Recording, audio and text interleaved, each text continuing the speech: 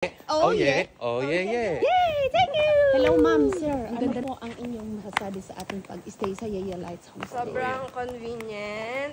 Malapit sa station. May lutuan. Dalawa CR. May heater. Mabait yung nag-aalis. Pinaglaba pa kami. Saan ka pa? Saan pa? Ikaw, Oo, sir. dito na sir. kayo. Sa Yaya Light. Ang sarap masarap. Kasi sa mga ibang hotels kasi dito sa Japan, Maliit. mainit. So dito sa Yaya Lights makakatulog. Kung Pinoy ka, mas ma-appreciate mo kasi ang sarap matulog ng malamig. Old Kasi house naman, bahay natin. Oo. Old house siya pero napaganda ni Ate Yeye. Ano naman kumbaga, asikasuhin niya naman kayo. Tsaka mabango. Mabango talaga yung... Wow naman! Mabango yung mabango yung... Paano to lahat? CR. Malinis. Oh, kasi ako unang tinitingnan ko sa isang unit. CR. CR Ay. talaga. Thank you! CR. Salamat po, ayan. Masulit. Thank you, Ate Yeye. Yes, uulitin po. Next year Maraming ulit. salamat. Oh yeah, nako, maraming salamat po sa inyong magandang komentaryo. Nako, ma'am sir, mukhang malilibre na kayo next time pagbalik nyo rito.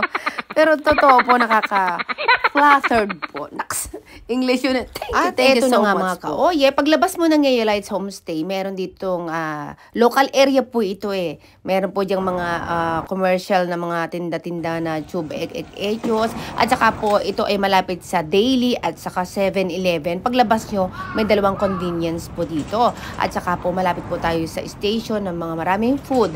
At saka po, ito ay parang ito yung pinaka-area ng mga willing na gustong magsuot ng kimono, ng yukata. Ito naman po ay palibre lang ni Yaya Lights dito sa Yaya Lights Homestay. Basta yung meron lang okay yung itinerary nyo sa schedule ko dahil nagkatrabaho din ako sa hospital at kayo rin naman po may mga lakad. Basta ito ay ginagawa nila lalo na sila ipagpauwi at willing naman talagang magsuot ng ganito, yung mga traditional dress ng Japanese, ma-experience man lang nila na ganito pala yung pamumuhay nila, yung maglalakad ka sa ganito. Yun, kaya yung willing lang naman. Okay, game na game tayo at ako ang director nito. Yun naman po mga mahiyain, syempre. May mga mahiyain mga Pilipina eh. Dahil hindi nga naman sanay magsuot ng ganitong mga traditional dress ng Japanese. Sa loob lang sila ng bahay. Sabi nila dito na lang din sa loob ng bahay. Nakakahiya naman po dito, Ate Yeye, Tita Yeye. Kaya ang ginagawa na lang nila, ayan, sa magmo-model-model ka na lang sa loob ng bahay. At saka yung iba nilalamig. Hindi kaya ang lamig. At saka hindi kaya minsan ang init. Dito lang sa loob ng bahay. At paglabas mo nga dyan, meron dyan, may mga dumadaan dyan train. O, diba? Talagang nasa Japan ka talaga. Bonggang-bongga. O, diba? Ito po ay merong Kesei line at saka meron din pong JR line. So, diretso lahat yun ang Narita. Hindi kayo maliligaw. Ayan.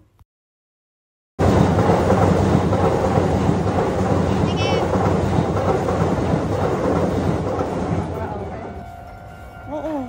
Edit ko. Ayan, ganda. Smile. Total smile. Ayun. Sa likod Ganda, nito, oh. ayan, makita kayo ng train, at Tingin yung lang maliit dito na sa akin.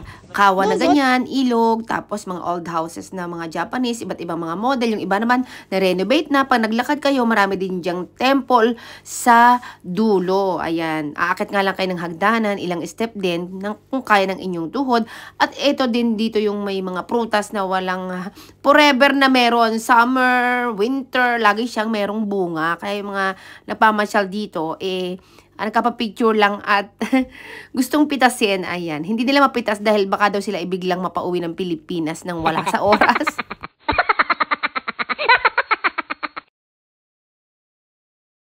Lalo na kapag ganito kagwapo at kagandang ating mga models. Nako, talaga namang gaganahan ang photographer at director.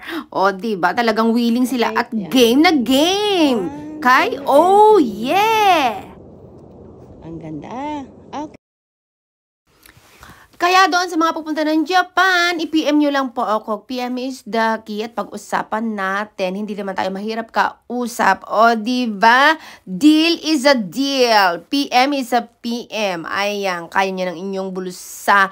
At ibibigay ko sa inyo ito ang murang-mura. Tara na, pa-booking na kay Oh Yeah!